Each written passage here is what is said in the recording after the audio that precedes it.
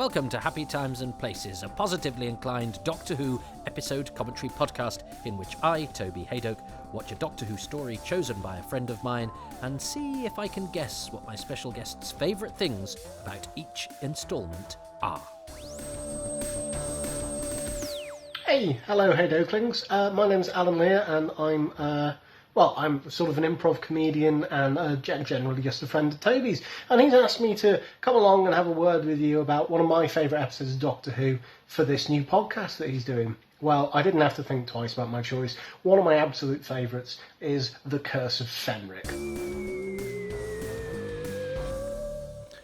Well, hello and welcome to this commentary for episode 2 of The Curse of Fenric.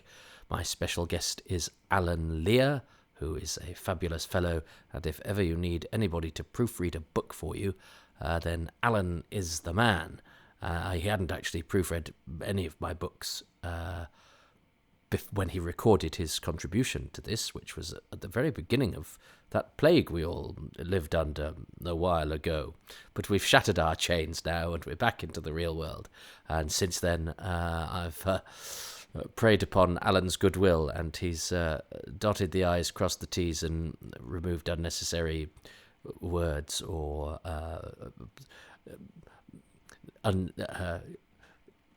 inaccurately placed pieces of grammar, and made, hopefully, my Quatermass book, Volume 1 of my Quatermass book, readable. He's chosen, I think, one of the undisputed highs of Doctor Who. I know, a lot of old school people, 80s Who is incapable of the highs, reached by the series, in the golden eras of the 60s and 70s. And I used to be a bit like that, where anything new was kind of frowned upon. But I have to say, I always liked The Curse of Fenric. And now, of course, I have favourites from 60s, 70s and 80s Who. 80s Who is kind of freed from the guilt by association with having been watched by me when it went out. And I was, this is great, but I'm sure the olden days were much better. Well, now it's all the olden days. Curse of Fenric, soldiers, period setting, dollops of horror. That's kind of my kind of Who.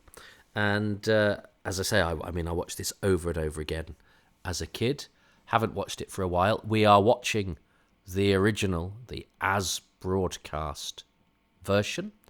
And as of this episode, because the good people of Patreonville, after I put the first episode out, I sort of mused and went, I should maybe see what Andrew Cartmel says, because he did offer to, contribute to further Sylvester McCoy stories that he had script edited, having chosen himself Dragonfire as his contribution to Happy Times and Places, which was one of the early ones, released a couple of years ago. Check that out if you haven't.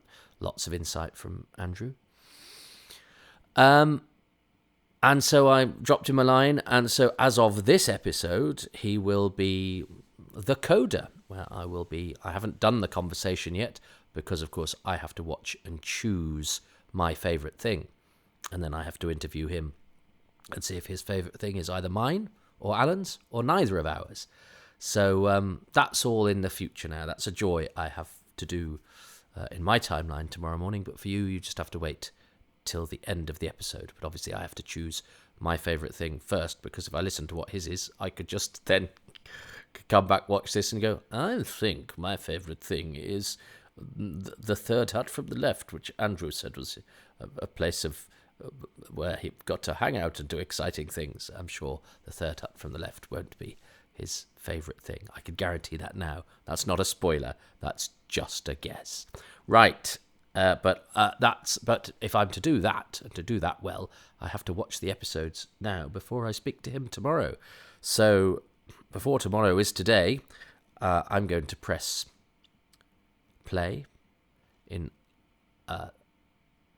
on part 2 of The Curse of Fenric. BritBox says the Ultima machine offers to break the chains of the wolves of Fenric, which is what I first knew this story as before it was announced as having a different title. So please do what I'm going to do, which is press play in 3, 2, 1.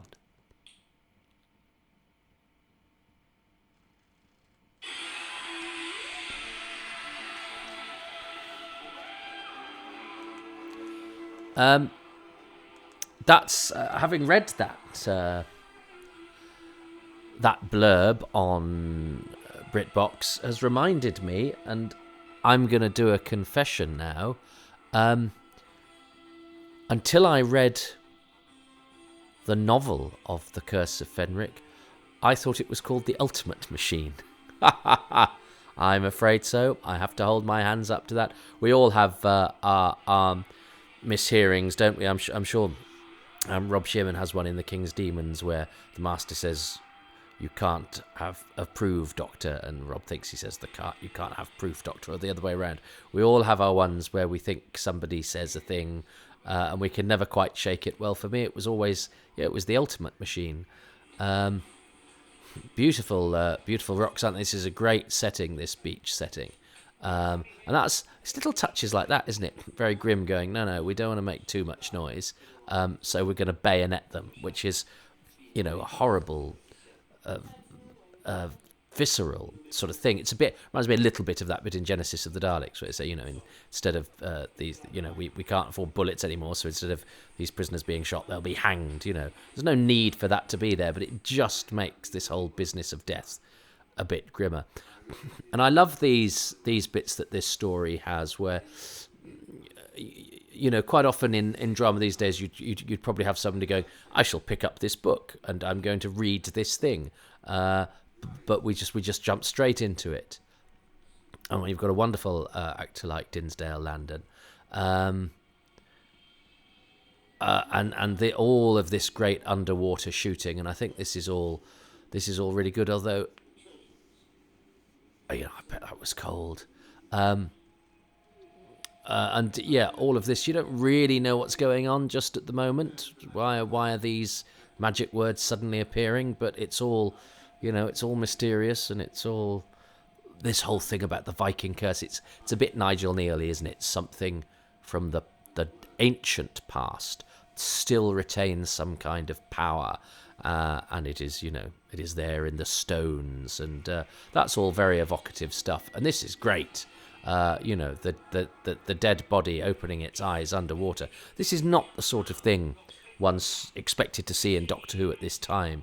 So this felt to me like, the show was going through an absolute renaissance of style, especially when you think about, season 24, which was very sort of light end sets, and I know what, we know what they were trying to do, and those oddball stories have a kind of charm to them, but this to me felt like what Doctor Who really should be doing. He's good, this guy, the extra playing Gaev, and this is Marek Anton, who I remember being quite, because my best friend at school was a young woman called Catherine, who many years later I married and subsequently divorced, but let's not get into all of that.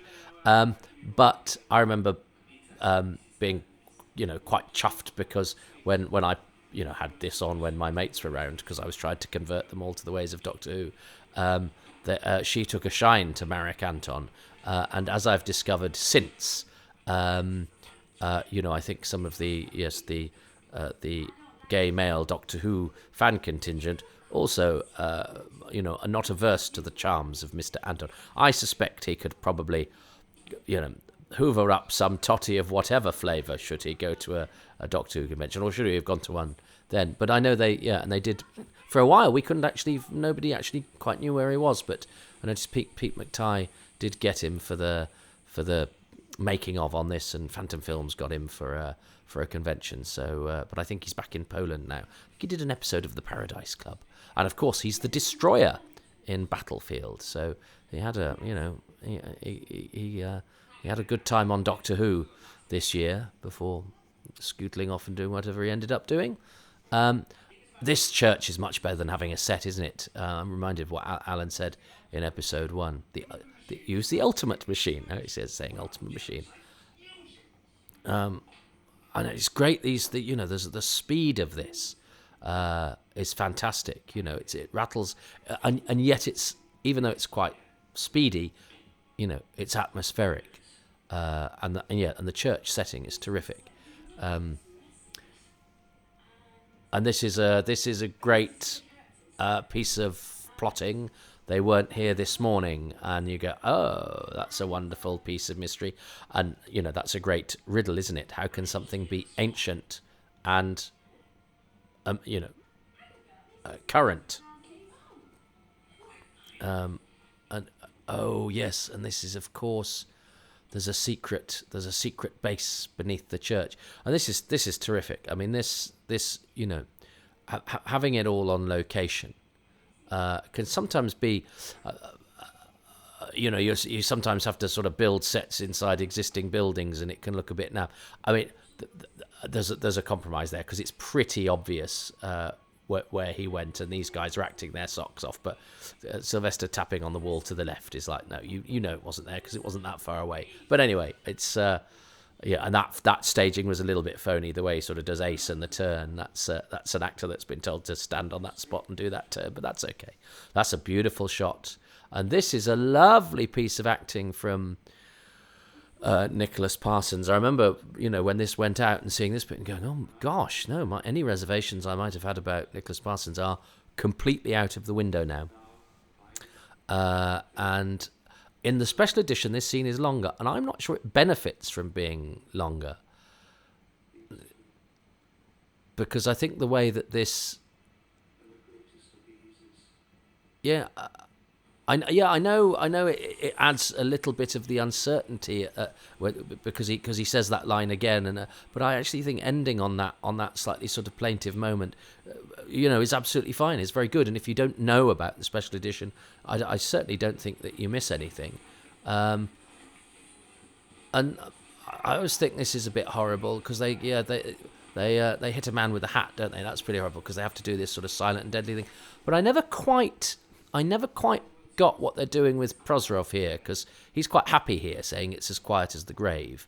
And then in the next scene, he's all sad about them having to kill everybody. So I feel the character of Proserov, who does get fleshed out a little bit in the book, I didn't quite work out, because I think he doesn't have enough of to establish him. I know he's got the bit when he's on the cliff and he says to the girls, no closer, please, because he doesn't want to shoot them.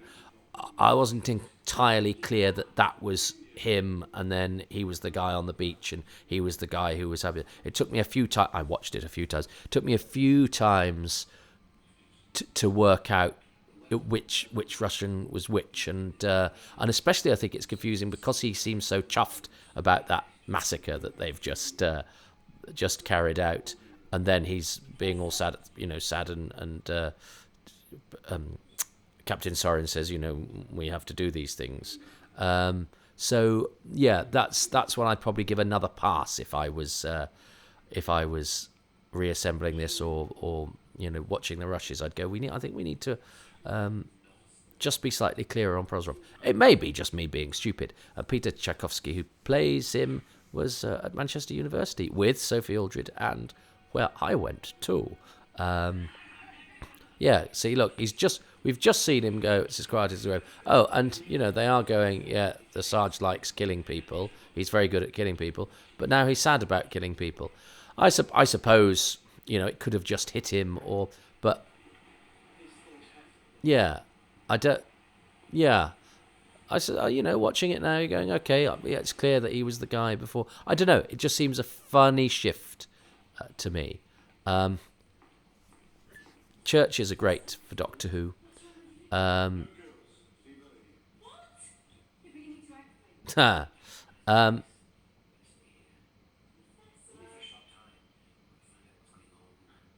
Yeah, so you've got Wainwright questioning his faith, which of course is a thing that will have happened a lot during the war to people like him. But of course, faith becomes important to the storytelling because faith is what repels the Hemivores. So that becomes a nice little sort of subtext that helps with the plot and helps with the danger, but also informs the character.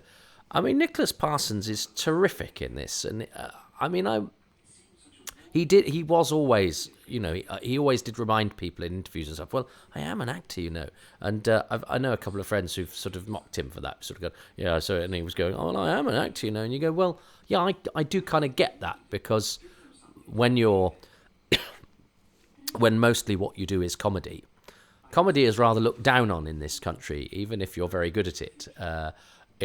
I think we admire drama people more than we admire comedians. Comedians are seen as a bit low and a bit dirty, and seeking a laugh is not as honourable a pursuit as seeking to move people.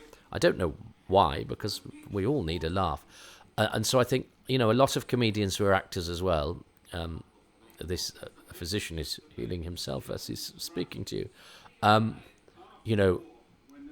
Do much prefer the idea, I think, of as being seen as being capable of the serious stuff as well, because it seems somehow more noble and worthy than comedy, which I think says more about us than it should. And Parsons had a long and illustrious career as a comic and as a presenter of Just a Minute, which is a marvelous, very simple radio idea, and one of the best radio panel shows ever.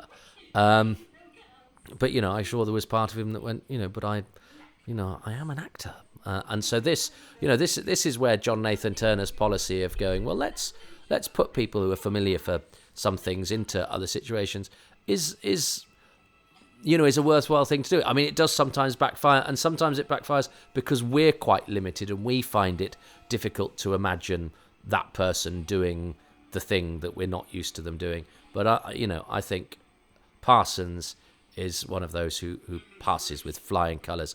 I love this scene. I just think the writing, I think the director, I think Alfred Lynch's performance. He's got a really sort of broken quality about him, but a sort of strange intensity as well. I love the way he performs this scene. And as I say, I wasn't massively familiar with his work when he was announced. And look, I think he's got that wonderful sort of distant look in his eyes and that slightly broken quality that he has. But also, he's intense. He's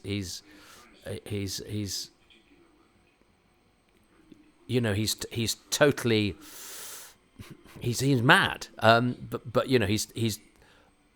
he's totally committed to this terrible thing that he's going to do. And then, of course, the irony that the word is love is, I think there's so much in that scene that really works and is really effective. And that scene might be my favourite bit of the episode. Certainly what I thought it would probably be going into it. I feel sorry for these soldiers because they do get, because of course the napper bits always stuck out to me in a story that's so good. And again, look at this. If this was in a studio, this wouldn't just have the right sort of feel of dampness in the air and the clink of the bricks. But the idea that you see an ancient vase, and the question is it marked government property? I mean, there's a way that I suppose that could be played as it's quite a good sort of joke and gag, but it's not. And then he chucks it on the floor and it sort of bounces. I mean, these two deserve a medal, I think, for going into the sea and go, oh, it's lovely and warm in the water, and you go, I don't think it is. I think every part of you has retracted and is you are cold, and that's pretty grim, isn't it? And there is something about water. I find the sea terrifying. I've ever since Jaws, I have found it's because you can't see. I remember going to, beach holidays when I was a kid. You'd cut your feet open on the, you'd go into the sea and it was a minefield because there'd be rocks and you'd tear your feet open on the stairs whilst going into really cold sea and dodging jellyfish and you go, this is the fun part of the year. But there's something about the fact that you can't see, and I'm afraid ever since Jaws, I've been terrified of the sea, even though I know we don't get sharks in the water in the UK. And that's that's where fear comes from. There's no logic when it comes to fear. Logically, I know there aren't any sharks in the sea, but I screamed in terror at the idea. I remember we were on holiday, and there was a bit where the sea came in and it created a sort of lake. So when the tide went out, you still had, it was a self-contained. It was like a big swimming pool, but outdoors. That this cove that had sort of been filled by the sea. So the tide was out as well, and there were loads of people. And I thought, well, I can swim across that. And I got in, and I remember absolutely losing it and going, no, there's a shark, there's a shark, there's a shark. The things that we remember that make us crimson with embarrassment. And this is a lovely device, because there's something rather archaic about the ticker tape, but it also means it sort of takes a bit of time. But the noise gives it a bit of atmosphere as well. I love the way he says the lines as well, all these lines as well. The sort of the scientific zeal that he has. And that's a good line. It can translate it, but who knows what it might mean. But there's something about the feeding of that information out that is again, just adds to the sort of drawing out the tension and the spookiness. No, it's interesting. I hated these two vampires when I was a kid, and I think it's because I want my monsters RP, and there is absolute received pronunciation, like what I talk. And it was always a joke that Storr in Invasion of Time had been Cockney. We will fight you on your own ground, Doctor. And that you don't expect monsters to have an accent. Now that's entirely theatrical convention and social conditioning.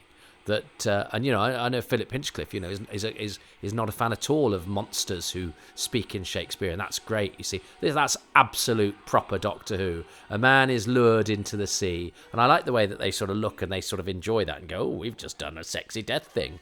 But I hated them at the time.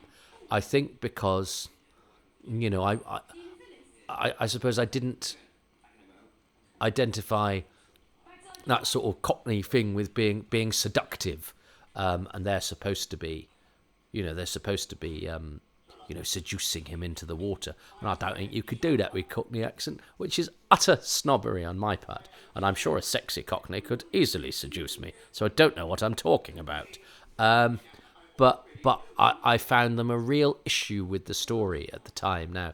And actually watching it this time around, going to that, I think they perform it very well. I mean, I think stoically too. I mean, just the sheer practical thing of being in the water. But they don't stick out in the way that they were really problematic for me when I watched it. I hated the scenes with them. And I like the way he says, "Shut up." He's brilliant, actually, Dinsdale Landon. He's did I say yeah, and that's nice for Ace as well, because of course she knows her stuff because she's from our time, so her maths and scientific knowledge and all that sort of thing is much more advanced than even the cleverest people of the 1940s. That's because we are an accumulation of the knowledge and experience of those who came before us. And they're actually quite scary, aren't they? I mean, this is that's very sort of stagey, isn't it?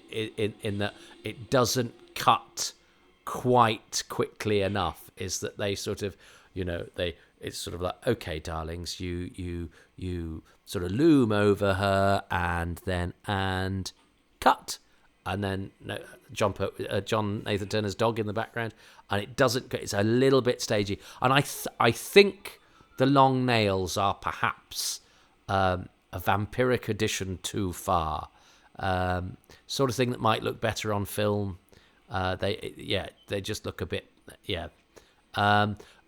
and poor old Miss Hadoke. So that's the end of Janet Henfrey, who always plays these sort of harridans, and she's a very lovely woman. And of course, she has a brilliant claim to fame in that she played a terrible school teacher in 2 Dennis Potter pieces, Nigel Barton and Singing Detective, many years apart, practically doing the same sort of scene. And of course, she turned up in Mummy and the Orient Express, so she's done Old and New Who, bless her. And that part, I know June Hudson, the costume designer, who is now an actress, was also up for, but Janet Henfrey got it. This is a very nicely directed scene. Yes, Nick Mallet, the guy who directed The Mysterious Planet and Paradise Towers. Where have you been hiding yourself? The mist is beautiful. The fact it's in a graveyard, the lovely addition of the smoke, the decision to have Parsons facing us with them behind him. This is all terrific stuff. He's great. And then, McCoy comes in, all fiery, righteous Time Lord indignation. This is good, He's not always great at the high drama, but actually he does that very well. Yeah, I'm not sure those nails are doing well. Actually, I don't mind them as much as I once did. I like the way they turn in unison, and the music sort of scores that as well. That's very good. There's a lot of attention to detail. I think everybody knows that they're onto a good thing here. And everyone's, pulling out all the stops. And of course, Mark Ayres is the musician, who is this Mark's first one? Mark is an absolutely terrific chap. He's done so much great work for sound restoration and guarding the archive of the Radiophonics Workshop. But, much like Nicholas Parsons, I'm sure, you go, Mark, you're such a brilliant sound restorer and guardian of the archive, and he's been very helpful on anybody who's got a project that involves a bit of sound. Knows how helpful Mark has been, but I'm sure Mark goes, yes, but I would remind you I'm a very good musician too, and he is a very good musician too. And I love this particular theme as well, which is it quite John Carpenter-y, I think people have said. But this Monsters Rising from the Sea, and the genius of the Heme of Oz as well, of course, is that they're in sort of old period costumes that have got whelks and knots and carbuncles all sort of grown on them and their faces, and they do look a bit sort of zombie like. I actually really like the ones with hair. Hair doesn't always work on monsters, but because it looks like they were once human and that they've sort of mutated under the sea. And there's some pleasing genuine mud as well, because it's a very wet. It's a sort of very wet story, isn't it? There's loads of rain and it feels sort of visceral and everything. Doctor, yeah, great, and that's a lovely camera. It's not quite the sort of crash zoom of the Colin. It's more of a sort of it's more of a sort of track in, but at speed. And I think that's and I didn't quite press the button in time to can I resume? No, watch again. So I'm afraid I've lost the credits, which is a shame because I like watching the credits. It's part of the program, but I was too busy talking about trying to invent a term for that camera move that I don't know the official term for, but it didn't seem like a crash zoom for me. It was because it went round slightly as well, so it was more of a sort of arc in. Just again, a little bit of attention to detail that just makes it. Even the things that Doctor Who normally does, I would say this story does just a little bit better. I think it's great. And actually, the things that I wasn't wild about the first time round, the 2 Cockney vampires, I love Janet Henfrey. She's a very, very nice woman, and she's had an illustrious career behind her. But Miss Hadoke is a tricky character. The sort of the honourable spinster saying, don't go down to this. I'm going to try and make the sea a metaphor for sexual intercourse, and I'm going to do it in an intransient way. It's definitely a worthwhile thing to be attempting, and quite grown up for Doctor Who. But I'm not sure it quite hangs together, because the kind of lines she's given, are a bit from the sort of, stereotypical Harridan handbook, and also, she has to speak in kind of metaphor because, it's Doctor Who. Although the real character in those days, she wouldn't have been explicit in because people didn't talk about things explicitly in those days. I don't know. It's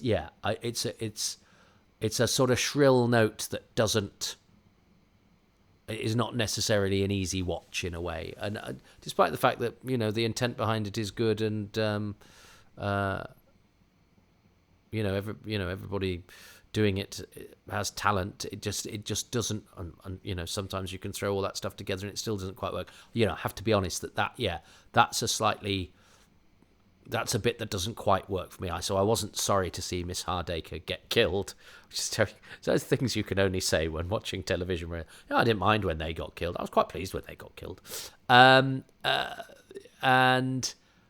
the Proserov thing, I sort of talked myself out of that as I was saying it, but I remember it puzzling me at the time, and I hadn't realised it was him that was being lured. I hadn't quite worked out which Russian was which is a shame because the Russians are my sort of, I always really liked it when they went back to the Russians. I wanted to see what was going on with those guys more than with, say, the Cockney vampires. But actually, I thought the scene where they lured him in, I thought Joanne Kenny and Joanne Bell actually did that very well. I do like the bit where he's pulled under and then cuts back to them and they're going, "Oh yeah, sexy vampire death," and that pulling him under the water, and then the shot of him from beneath with the air bubble in his mouth. That's pretty grim stuff. I love all the watery stuff.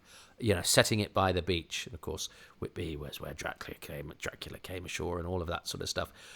So it's a vampire story, even though actually the monsters are kind of zombies, so that's quite handy because you've got the the tropes and the iconography and the imagery of both, which is super. And the scene with the unbreakable pot that hasn't got government property on it. But even that, that scene with those two guys with their shirt sleeves rolled up, and you could feel the damp, you can hear the clink of the brick. The fact that we're on location, even makes a scene like that would have, probably been a bit polystyrene-y and a bit studio-y, echo-y, just feels a bit more real, and that helps them seem more like soldiers, So it's firing on all cylinders, and as I say, the bits that I was so acutely aware of because I was such an embarrassed teenager, have sort of smoothed their way into it a bit more than maybe they had when anything that wasn't quite my cup of tea stuck out and vexed me.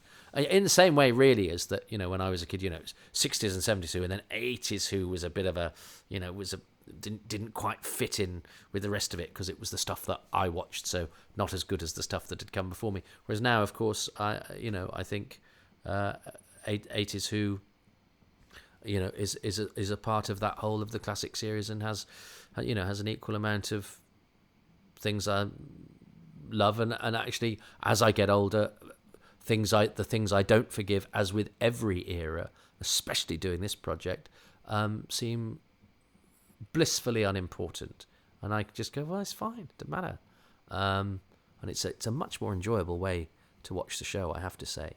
So I loved all of that. I thought all of that was good, but I do think my favourite thing is Alfred Lynch poisoning some pigeons, if I'm going to put it like that, is that wonderful scene of even though it's a shame because all those cylinders look like they've been sort of vac formed together, which is just a slight little thing. It's the sort of thing that if I was watching it with my brothers, they'd point out. But actually, the set design is, the feel of the thing is, it does feel like you're in a real space, and it does feel there is a sense that this is a a vast complex that all sort of fits together in a way that not all Doctor Who stories can always achieve. So never mind that. This is all good. But yeah, I think that scene, I think the music in that scene is great. I think the writing of that scene is great. And I think Alfred Lynch absolutely pitches it perfectly. He's he's obviously very, very committed to the cause, and frighteningly so. But he's not playing it as sort of hard-nosed evil villainy. He's he's got a far-away look in his eyes, and he's obviously a very damaged person. But he still gets the irony of that that punchline of what the word is that's going to activate the booby trap that's going to cause all that horrible, vile death. Which that makes a virtue of the wartime setting that Alan talked about last week. Of we're of course we're the goodies in the war, and history tells us, that we've fought against fascism and did a good thing and saved the world from being consumed by a terrible regime. But this story, even though it's kiddies tea time telly kind of thing, although no, it's later than tea time by this stage, but still you can't be too adult with Doctor Who. He goes, well, yeah, but let's look at what we think about the morality of war, and even a conflict that we had to win, and history is thankful to us for winning. Moral compromises have to be made, and what do we think about that? And this is worth just chewing over, even though we can't do anything about it. It's worth just chewing over that goodies and baddies is slightly more complicated in real life. And I just love that scene. I think everything about that scene it's one of those scenes that, again, you could have just given that information in a couple of lines, but it becomes a set piece scene that is really quite startling, because you watch the birds being killed, and Millington then has no problem with imagining that on a grander scale and with people. No offense to the pigeons, and it's beautifully written, beautifully acted, wonderfully scored, excellently directed. My kind of, and the sort of scene you can only really get in Doctor Who as well. I don't know, and yet quite unlike your usual Doctor Who scene, it's taken a bit of thought to put that scene in and make it that way, and it makes it a superb scene. I love it. So I'm going to choose that scene where Millington poisons the pigeons. What is Alan's favourite bit of the Curse of Fenric, episode 2? Episode 2, do you know what? The possessed girls, they absolutely terrified me as a kid. It wasn't the Haemovores so much, because they're just baddies, but it was the possessed girls. It was the fact that they can turn you into these creatures. It was sort of like probably my first introduction to a kind of the faculty invasion of the body snatchers, pod people sort of idea. So I thought that was really scary, and the way they fiddle with their fingernails when they come from Mrs. Headland creeped me out. So yeah, I'm going to go with them. Now, isn't that interesting? The thing that because I'm a little bit older than Alan, the bit that was sort of it was long fingernails down a blackboard for me. And the element that I struggled with as a touchy teenager, were for a kid who not unlike me in many ways, but a bit younger, but similar sort of personality. They were the bit that really got him and really spoke to him and terrified him and did what Doctor Who needs to do to him. So that's another sign of a story working very cleverly, because there were bits that I really latched onto. I loved all the military stuff. I loved the Russian stuff, it being by the sea, the intrigue and moral dilemmas at the core of the sort of wartime stuff. And he's going, no, it's because they were nice, they were nice cheeky girls. And now they're, possessed horrible vampires, and that's another Philip Hinchcliffe thing, wasn't it? Of going, you actually get an actor and you get them to act the monstrous stuff, because that's better than somebody stuck behind rubber or whatever. Very good, very good. So that's that just goes to show that while I was cringing through those bits, not that far away, watching on another telly. a few hundred miles away, was somebody not much younger than me, whose cringes were those of fear. So I'm sure I will discuss some of these issues with Andrew Cartmel, who I haven't spoken to yet. So excuse me while I pop off to the future and see what the script editor of this story has to say and what his favourite bit of episode 2 of The Curse of Fenric is. So, episode 2, I'm just trying to think what... right, yes. Now, this was very interesting because I changed my view on some of The Curse of Fenric watching it this time, and this is the joy about revisiting stuff. One of the things I'd thought hadn't worked for me as a younger person was the aesthetic of, or maybe just even the sound of the Cockney vampires seemed wrong to me, and I'm prepared to hold my hands up and say this is probably my upbringing of RP monsters and these are the girls. Some snobbery, yeah. And actually, this time round watching them, I think they're fine. I think they're great, and I think they're troopers as well. But they were actually Alan's favourite thing, and he's a couple of years younger than me. So when I was a stroppy teenager watching it, he was a few years younger, and they to him were the most memorable bit because unlike the Hemivores, they were people that he'd seen as people, and now you saw them with their humanity removed, and that was the frightening thing for him. Whereas the best thing for me is the scene where Millington kills the doves and does that thing about the ciphers and it being the word love. So we both chose very different things there. I don't know if you have a favourite out of those two. Well, that reminds me that another really crucial element, besides World War II, Russians, was the whole Turing Enigma approach to I mean, that Ian knew a lot about that, and he introduced that into the story, which and that really adds a whole dimension to it. And he knew a lot about the algorithms. He has that thing where Ace recognizes the logic problem because it's something that she's seen in school and equating those with. And he knew about the Vikings, and the Fenris Wolf, all that stuff. That was all from Ian. I mean, he's a very, I'm getting a bit of goosebumps. He's such an eclectic mind. Yeah, but the other thing I wanted to mention was Hemivores. Now the thing was, we'd written these scripts. When I say we, Ian had written these scripts with my help and supervision, and they're full of vampires. They were just full of vampires and lots of lovely vampires.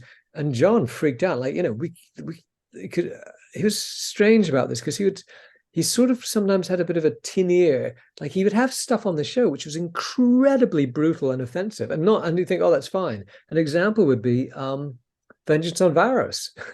Yeah. Does anybody remember when the guys fall into the acid bath and the doctor says, "Don't mind if I don't join you," or something like that? Anyway, So John would let stuff like that through, and then he'd be surprised when there's blowback from it.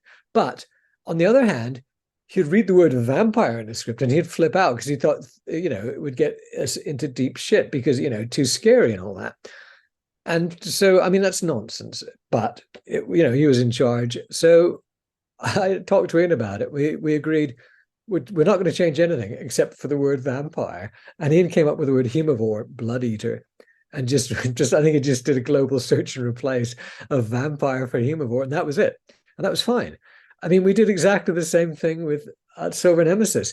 It was full of Nazis. It was full of Nazis. And John was like, "Oh, we can't have I don't know why you can't have Nazis." I mean, these were Nazis de jour. They were nouveau Nazis, whatever you call those. But so we just did this thing where we changed the word Nazi to paramilitary, and that was it. That was all we did. So when anyway, it's just, to me, it strikes me as just foolish. But if that's what if a Nazi has to become a paramilitary or a vampire has to become a Hemivore, that's a small price to pay. But yeah, all that Bletchley Park stuff, all that Enigma Alan Turing stuff was also really wonderful. I wonder if it's because they evoke other more, in inverted commas, existing adult drama. So Nazis are from, quite grown-up films, and vampires are from Universal horror movies, whereas a lot of Doctor Who stuff... Doctor Who's... Isn't it curious that World War II is such a dramatic setting, and yet Doctor Who hadn't done World War II up to that point? Vampires, you've got them in State of Decay, but that was the first time, Were we seriously the first Doctor Who World War II story. That's incredible. Seriously, Yep. whoa!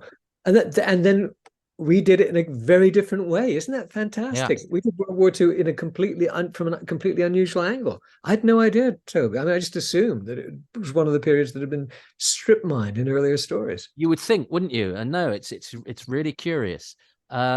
And of course, he came up with the name Hemivore because that's in a little-known Chekhov play. Actually, that's what. No, it's not really. You had me. Yeah, it's the name of a sad. It's the name of a sad landowner. Yeah, he's Mr. Hemivore. No, it's but you know, it's a good wheeze, isn't it?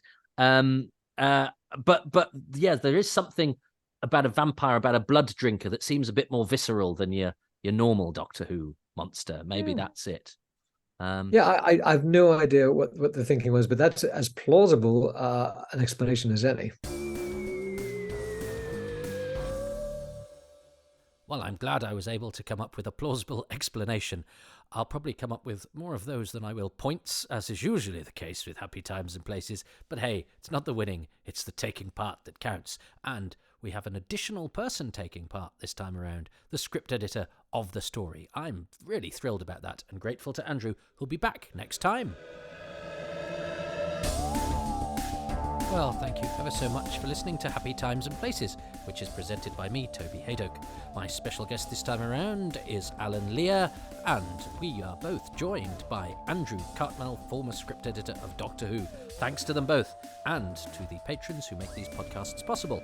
And they include Andrew Jolly, Lisa and Andrew, James Lark, Guy Lambert, Clive Lewis, Ashley Knight, Andy Kitching, Jess Jerkovic, Christopher Joyce, Andrew Jordan, Robert Jewell, Richie Howarth, Dave Hoskin, Legion Henderson, Paul Gregory, Fraser Gregory, David Green, Lisa C. Greco, James Gould, Paul Goodridge, Gary Gillett, Joe Ford, Mark Findlay Smith, John Elledge, Rob Dawson, Mark Dakin, John Curley, Andy Case, Paul Carrington, Paul Carnahan, Alex Scafajoglu, Robbie C., Robin Bland, Gary Byrne, Rick Byatt, Will Brooks, David Bickley, James Ball, Luke Atkins, Kevin Ashelford, John Arnold and Catherine Armitage. The music is by Dave Gates, the artwork Dylan Patterson.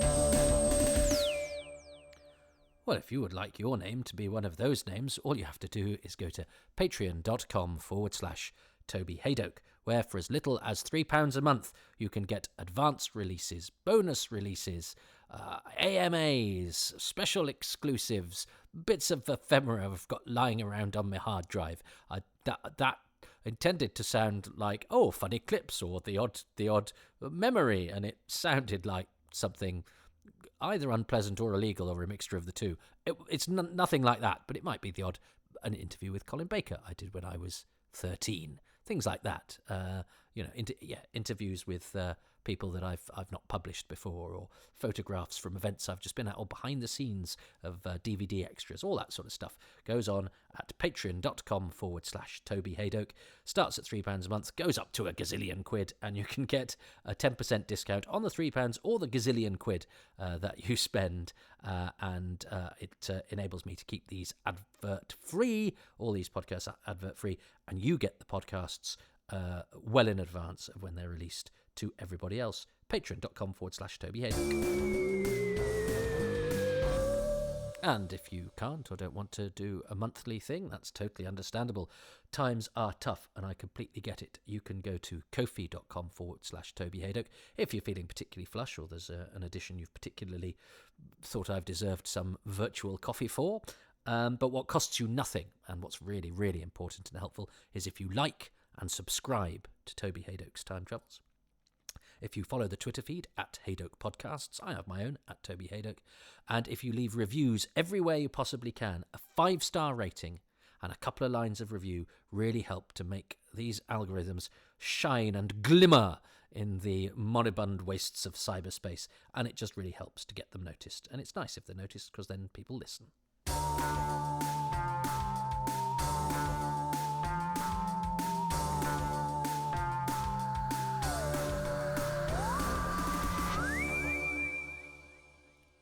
Well, actually, the patrons will be receiving this slightly late. They normally get releases on midnight on the day of release, on a Monday, a Wednesday, and a Friday. And I've been consumed by Quatermass and household chores and walking the dog and making lunch for a can I say invalid for a poorly lady upstairs. So the day has run away with me. So before it ends, I better get this out in time for the patrons. I'm hoping I haven't had a swathe of people flouncing out. The impression I get from everybody is that they get quite a lot, and most people can't keep up, because I do 3 releases a week, plus a picture of my dog on a Tuesday, so that's 4 really, but I like to think of that as a bonus, although it's actually more popular than some of the podcasts. So yes, I stupidly spoke to a comedian called Rob Rouse during the pandemic and said, how much do you release for your patrons? And he said, I give them something Monday, Tuesday, Wednesday, Thursday, Friday. I thought, well, I can't do that. And he'll do things like he'll race his chickens or just talk nonsense to the camera, because that's the sort of comic Rob is. He's great, by the way, Rob Rouse. If ever you need a smile putting on your face, go and see the comic Rob Rouse. And he is the person that taught me all about Patreon and all about doing sort of all of this sort of thing. It was during that plague when we were all locked down, and Rob decided to bring stupid joy to the people who enjoyed his work, and I decided to bring Doctor Who Arcana that could be produced without the assistance of anybody else and from my own home. And that's what this is. But now the plague has gone, but I'm afraid my podcasts still linger.